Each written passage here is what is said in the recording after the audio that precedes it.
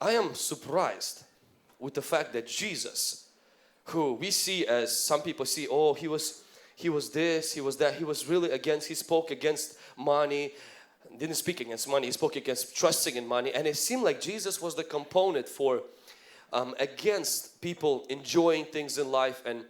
But let this mess with you, that his first miracle was not creating a healing or deliverance. He created a luxury, not a necessity. Water is a necessity. Wine, you shouldn't be drinking in the first place, but in that culture, it's a luxury. And he created that wine not for healing purposes. It was for a party. Now the Jesus that many people subscribe to in our room and people who are listening is not the Jesus who creates wine out of water. It's the Jesus who creates water out of wine. Means he comes to take. He wants you to be living such a simple life that all of your desires for nice things, you need to crucify them and sacrifice them, because that is not God's will. If there are people dying in Africa, in Asia, how dare you over there want to upgrade your shoes, buy new clothes, buy a new purse, when there are people who don't even have food to eat.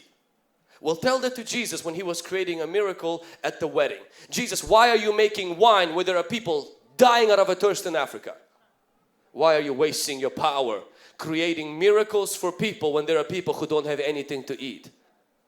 See, Jesus is not just to meet the necessities.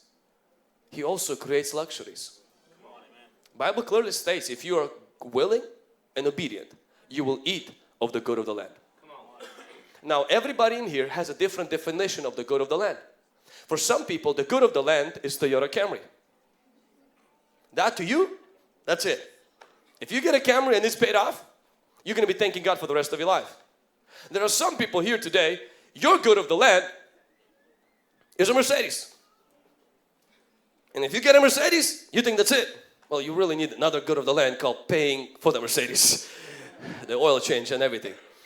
For some people, the good of the land is to be able to have $1 million and give that $1 million away. And so the problem is we come to God and each one of us has a different size of a spoon. And so we tend to judge anybody whose spoon is bigger than mine. We say, prosperity gospel. He has a different spoon than yours. What makes him wrong? Because if you go to Tanzania, where a mother there is only hoping for water and rice, she'll look at you and says, you prosperity gospel. It's all the size of the spoon because of how we grew up, of how we're exposed to. And I want to tell you something, God is big enough to fill your spoon, my spoon, people in Africa spoon, people in the White House spoon, people in the Hollywood spoon, people in the homeless shelter spoon.